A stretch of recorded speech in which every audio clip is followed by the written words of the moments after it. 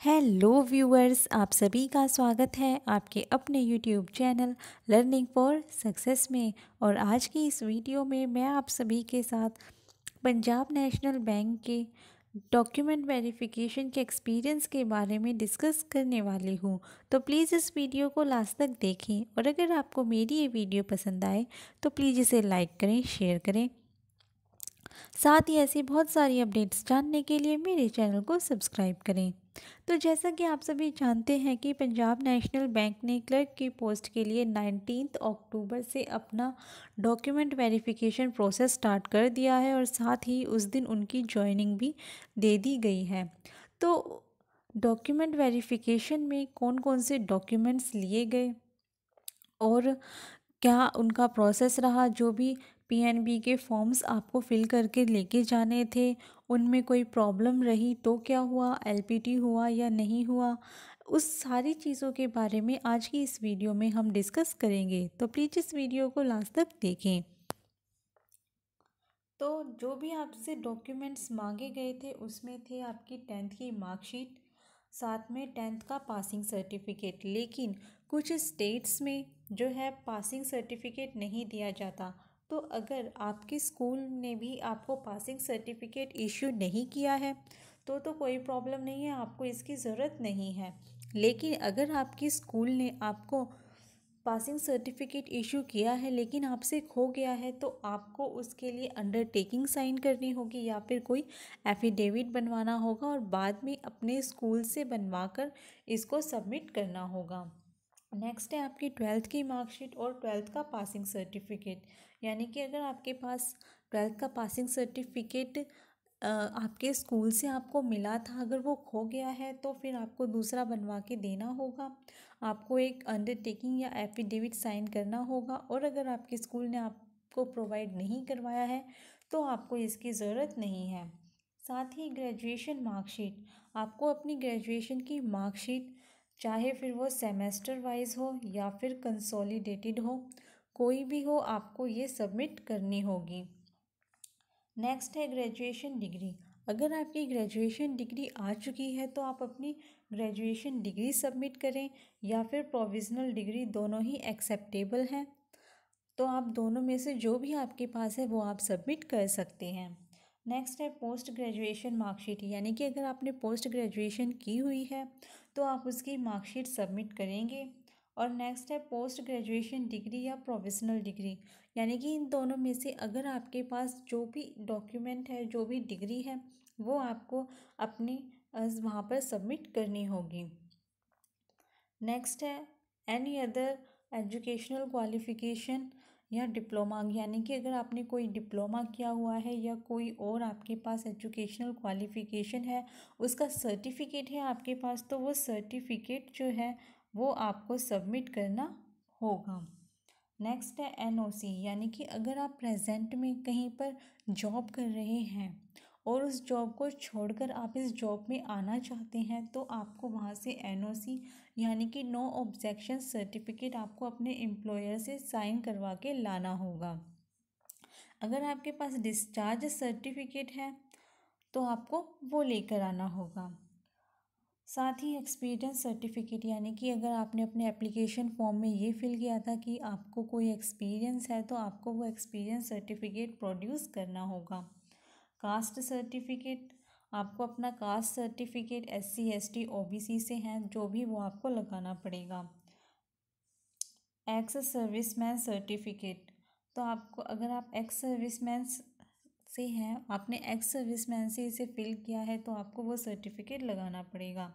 अगर हम बात करें SC ST की, SC ST तो इनका जो भी सर्टिफिकेट होता है वो एक बार बनता है, वो लाइफ टाइम के लिए वैलिड होता है। लेकिन अगर आपने OBC या EWS से अप्लाई किया है तो आपके पास चाहे 2019-20 का हो या फिर 20 से 21 का हो, दोनों ही एक्सेप्टेबल है, कोई इशू नहीं है। जो भी आपके पास आपका EWS और OBC का सर्टिफिकेट है वो आप लेकर जाएं। लेकिन OBC का सर्टिफिकेट जो है वो नॉन क्रीमी लेयर वाला जो है वो होना चाहिए। अगर आपका डिसेबिलिटी सर्टिफिकेट है तो आपको वो सबमिट करना है। मेडिकल सर्टिफिकेट जो भी आपका परफॉर्मा है जो बैंक ने आपको दिया था उसके अकॉर्डिंग आपका मेडिकल सर्टिफिकेट होना चाहिए। उसके बाद उसके लिए आपको दो ऑप्शन दिए गए थे, तो अगर आपने पीएनबी से करवाया है तो भी आपके कोई प्रॉब्लम नहीं है, अगर आपने गवर्नमेंट हॉस्पिटल से करवाया है तो भी कोई इशू नहीं है। और लेकिन साथ में आपकी जो है एक्सरे रिपोर्ट होनी चाहिए। आईबीपीएस एप्लीकेशन फॉर्म होना चाहिए आपका। कॉपी ऑफ मेल रिसीव्ड, यानी कि आपको जो पीएनबी से मेल आया था आपके डॉक्यूमेंट वेरिफिकेशन आपकी ज्वाइनिंग के रिगार्डिंग, उसकी कॉपी जो है उसका प्रिंट आउट आपको लेकर जाना है। और आपको आधार कार्ड या पैन कार्ड लेकर जाने हैं। तो ये है वो इम्पोर्टेंट चीज़ें, वो ओरिजिनल डॉक्यूमेंट्स जो कि डॉक्यूमेंट वेरिफिकेशन के टाइम पर चेक किए जा रहे हैं। तो आप अपने इन सभी डॉक्यूमेंट्स को अच्छे से लेकर जाएं, जिनका भी, क्योंकि कुछ कैंडिडेट्स का जिनका आज 19 को डीवी होने वाला था उनका अभी तक डीवी नहीं हुआ है, उनको कल फिर से बुलाया गया है। तो उन सभी को ये सारे डॉक्यूमेंट्स जो हैं ओरिजिनल लेकर जाने होंगे। अब हम बात करेंगे कि पीएनबी फॉर्म्स की। आपका बायोमेट्रिक भी वहाँ पर किया जाएगा, यानी कि बायोमेट्रिक आपको वहाँ पे वेरीफाई किया जाएगा। इन केस अगर आपका बायोमेट्रिक वेरिफिकेशन नहीं होता है तो आपके लिए प्रॉब्लम हो सकती है। वैसे ऐसी कोई प्रॉब्लम फ़िलहाल अभी तक आई नहीं है। पीएनबी का जो एचआर है, एचआर जो भी पैनल है वो काफ़ी कोऑपरेटिव है, तो उसकी आप टेंशन ना लें। तो पीएनबी ने काफ़ी सारे फॉर्म्स दिए थे, उनकी लिस्ट जो है वो आपको मिल चुकी होगी, और जिन कैंडिडेट्स का था उन्होंने वो फिल कर लिए हैं। तो उसमें अटेस्टेशन फॉर्म के 4 सेट बोले गए थे और ये 4 सेट आपको अटेस्ट कराने थे। तो ये आप किसी भी एक गैजेटेड ऑफिसर से करवा सकते हैं। ज़रूरी नहीं है कि आपको 4 है 4 अलग अलग से करवा रहे हैं, ऐसा कुछ कोई रूल नहीं है। तो जिन्होंने भी किसी भी एक गैजेटेड ऑफिसर से करवाए हैं तो उनके एक्सेप्टेबल हैं। नेक्स्ट, अगर किसी ने 4 अलग अलग से करवा लिए हैं तो वो भी एक्सेप्टेबल है, कोई इशू वाली बात नहीं है। नेक्स्ट है 3 कैरेक्टर सर्टिफिकेट बोले गए हैं, जिसमें से एक जो है वो आपका कॉलेज से बना होगा और जो भी आपने लास्ट अटेंड किया था उस कॉलेज से, और जो बाकी का 2 कैरेक्टर सर्टिफिकेट है वो 2 अलग अलग गैजेटेड ऑफिसर से बनवा कर लेकर जाने हैं। नेक्स्ट है HRMS परफॉर्मा, ये बैंक का फॉर्म था। Agreement of services, fidelity and secrecy, asset and liability, joining report, biodata report, और साथ में थे आपके रेफरेंस फॉर्म, जिसमें आपको अपने कोई भी 2 नेबर्स या जानने वाले जो भी आपके रिलेटिव्स ना हो उनके नेम देने थे, उनकी एड्रेस थे।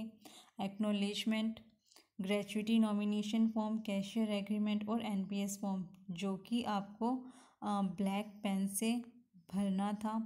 तो ये सारे फॉर्म्स जो हैं वो आपको लेकर जाने थे। लेकिन अगर इन फॉर्म्स को फिल करने में आपको कोई प्रॉब्लम आ रही है तो आप अपनी बेसिक डिटेल्स जो हैं वो फिल करके ले जाइए, कोई प्रॉब्लम नहीं है। आपकी जो डिटेल्स रह जाएंगी, जो आपको समझ नहीं आ रहा है, आप वहाँ पर जाकर उनसे पूछकर भर सकते हैं। ऐसा कोई रूल नहीं है कि अगर आप नहीं भर के ले जाएंगे तो वो आपकी हेल्प नहीं करेंगे, आपका फॉर्म जो है वो ऐसे ही छोड़ देंगे, ऐसा कुछ नहीं होगा। अगर आपके फॉर्म्स फिल करने में आपसे कोई मिस्टेक हो गई है छोटी मोटी, या फिर कोई डिटेल जो है वो फिल करनी रह गई है, आपको फॉर्म समझ नहीं आया है, तो आप वहाँ पर जाकर उनसे पूछकर कंफर्म करके फॉर्म फिल कर सकते हैं। आपको वहाँ पर सारी जो सुविधाएं हैं वो सारी आपको मिल रही हैं। तो आप एकदम रिलैक्स होकर अपने डॉक्यूमेंट वेरिफिकेशन के लिए जाएं। और सबसे इम्पोर्टेंट है कि आप अपने ओरिजिनल डॉक्यूमेंट्स जो हैं वो बिल्कुल रखें। अब अगर हम बात करें कि अगर आपके आईबीपीएस एप्लीकेशन फॉर्म में कोई एरर है, आपने अपने मम्मी का नेम, अपने पापा का name, father's name, mother's name में कोई मिस्टेक कर रखी है, स्पेलिंग एरर है, तो उसका कोई बहुत बड़ा इशू नहीं है, वो इग्नोर कर रहे हैं। इतना ज़्यादा इसको हाईलाइट नहीं किया जा रहा है, तो उसके लिए आपको कोई भी एफिडेविट या फिर अंडरटेकिंग की ज़रूरत नहीं है। तो उसकी आप टेंशन ना लें कि अगर आपसे एप्लीकेशन फॉर्म फिल करने में कोई मिस्टेक हो गई है, आपने अपने मार्क्स जो हैं वो गलत फिल कर दिए हैं या फिर आपने अपनी पासिंग डेट में कुछ गड़बड़ कर दी है तो उसकी कोई इशू नहीं है। अगर माइनर प्रॉब्लम है तो आपको कोई इशू फेस नहीं करना पड़ेगा, कोई भी अंडरटेकिंग या एफिडेविट आपको नहीं चाहिए होगा। अब हम बात करते हैं एग्रीमेंट ऑफ सर्विस की। ये फॉर्म जो है IBPS ने दिया था, सॉरी PNB ने दिया था लेके आने के लिए, कैंडिडेट्स को फिल करके लाने के लिए ज्वाइनिंग के टाइम पर।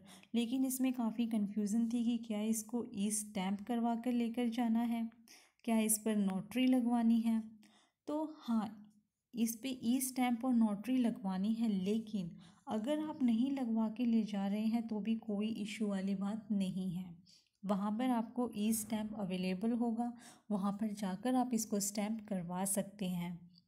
ऐसा नहीं है कि अगर आपका agreement of service E stamp नहीं है तो फिर आपका जो फॉर्म है वो रिजेक्ट कर देंगे या फिर आपको दोबारा बुलाया जाएगा या कोई प्रॉब्लम फेस करनी पड़ेगी आपको फ्यूचर में। ऐसी कोई प्रॉब्लम वाली बात जो है वो नहीं होगी। इसके लिए आपको टोटल 100 रुपीज़ की जो है ई स्टैम्प लेनी होगी। तो आपको जब आप DV के लिए जाएंगे तो बैंक के वहाँ पर आपको ये ई स्टैम्प अवेलेबल होगी। आप वहाँ पर जाकर ये ई स्टैम्प जो है वो लगवा सकते हैं, कोई इशू वाली बात नहीं है।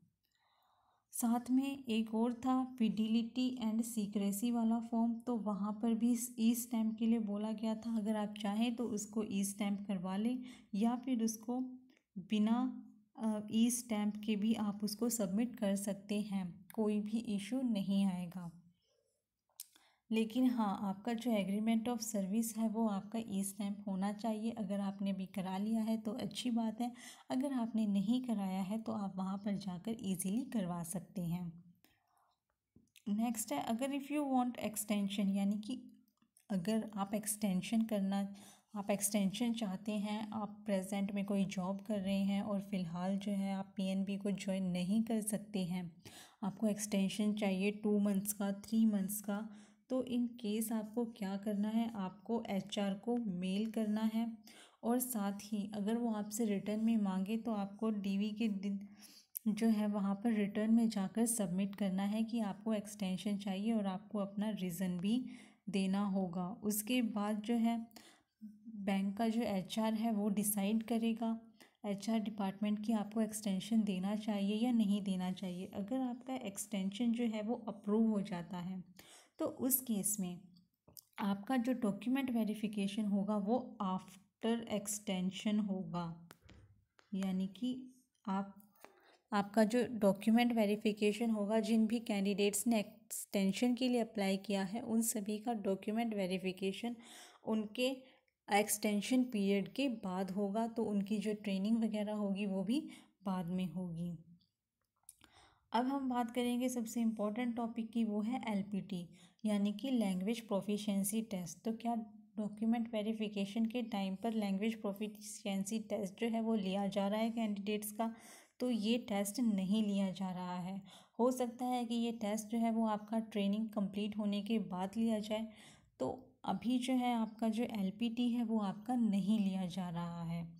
तो अगर किसी भी कैंडिडेट को कोई प्रॉब्लम है कि उनको मतलब लैंग्वेज प्रोफिशिएंसी टेस्ट देने में कोई प्रॉब्लम है, उन्हें लोकल लैंग्वेज नहीं आती जहाँ से उन्होंने अप्लाई किया है, उसे पढ़ने लिखने या बोलने में कोई प्रॉब्लम है, तो उनके पास टाइम है, वो उसे और मतलब और ज़्यादा उस पर प्रैक्टिस कर सकते हैं और उसे सीख सकते हैं। तो कैंडिडेट्स की जिनका भी आज DV कंप्लीट हुआ है उसमें मिनिमम जो है आपका 1 आवर लग रहा है और साथ ही उनकी आज से जो है ज्वाइनिंग हो चुकी है, अगर सारे डॉक्यूमेंट्स जो हैं वो एकदम कंप्लीट हैं। और साथ ही 15 डेज़ की जो है आपकी ट्रेनिंग होगी और इस ट्रेनिंग में आपको जो है एक कैंपस दिया जाएगा, वहाँ पर आपकी ट्रेनिंग होगी। तो अगर कोई कैंपस के नियर बाय प्लेस पे रहता है जो डेली अप डाउन कर सकता है, तो अगर वो चाहे तो कैंपस में रहना अवॉइड कर सकते हैं, वो अपने घर से डेली अप एंड डाउन कर सकते हैं। लेकिन जो दूसरे स्टेट से आए हैं वो उनको आज से ही यानी कि 19 अक्टूबर से ही वो वहाँ पर स्टे कर सकते हैं, जो भी उनका ट्रेनिंग कैंपस दिया गया है वहाँ पर। और जो ट्रेनिंग है वो आपके डीवी प्रोसेस कंप्लीट होने के नेक्स्ट डे से आपकी जो ट्रेनिंग है वो स्टार्ट हो जाएगी, और टोटल 15 डेज़ की जो है वो आपकी ट्रेनिंग है। जो भी कैंडिडेट्स का अगर कोई फॉर्म रह जाता है तो फिर बैंक जो है वो आपको टाइम दे देगा, आपसे अंडरटेकिंग ले ली जाएगी कि आप अंडरटेकिंग सबमिट कर दीजिए, और उसके बाद इस टाइम के बाद जो है वो आप ये डॉक्यूमेंट सबमिट कर देना। तो कोई बड़ी बात नहीं है कि अगर आप कि कोई डॉक्यूमेंट जो है वो इनकम्प्लीट रह जाता है, या फिर आप उसको सबमिट नहीं कर पाते हैं, तो आप उसे बाद में सबमिट कर सकते हैं। इतनी सी बात पर आपकी जो ज्वाइनिंग है वो नहीं रोकेगा बैंक। तो जिन भी कैंडिडेट्स का कल है या फिर 2 नवंबर को है या 16 नवंबर को है, तो उन सभी के लिए वीडियो इम्पोर्टेंट है, आप इसे देखें ताकि आपको एक आइडिया लग जाएगी आपका डॉक्यूमेंट वेरिफिकेशन कैसा रहने वाला है। और ये बिल्कुल इजीली हो जाएगा, इसमें कोई भी टेंशन लेने वाली बात नहीं है, क्योंकि एचआर डिपार्टमेंट जो है वो बहुत ही कोऑपरेटिव है कैंडिडेट्स के साथ में, और सारी चीज़ें बहुत ही अच्छे से मैनेज हो रही हैं। जिन भी कैंडिडेट्स का 2 को और 16 को है, तो ज़रूरी नहीं है कि उनका 2 को ही होगा, उनका 3 को भी शिफ्ट हो सकता है, और 17 वालों का 17 को भी हो सकता है, क्योंकि काफ़ी सारे कैंडिडेट्स हैं तो उनको रोल नंबर वाइज जो है बुलाया जा रहा है। तो अगर ज़्यादा टाइम होगा तो फिर आपको नेक्स्ट डे के लिए बुला लिया जाएगा। ये थी वो important information Punjab national bank के सिलेक्टेड कैंडिडेट्स के लिए जिनका भी डॉक्यूमेंट वेरिफिकेशन अभी होना बाकी है। तो अगर आप चाहें तो इस वीडियो को देखें और एक नॉलेज ले लें, एक आपको रफली आइडिया हो जाएगा कि आपका डॉक्यूमेंट वेरिफिकेशन कैसा रहने वाला है, और एकदम रिलैक्स होकर आप अपने डॉक्यूमेंट वेरिफिकेशन के लिए जाएं। तो अगर आपको मेरी ये वीडियो पसंद आई हो, आपके लिए हेल्पफुल रही हो, तो प्लीज़ इस वीडियो को लाइक करें, शेयर करें। साथ ही ऐसी बहुत सारी अपडेट्स जानने के लिए मेरे चैनल को सब्सक्राइब करें। And thanks for watching.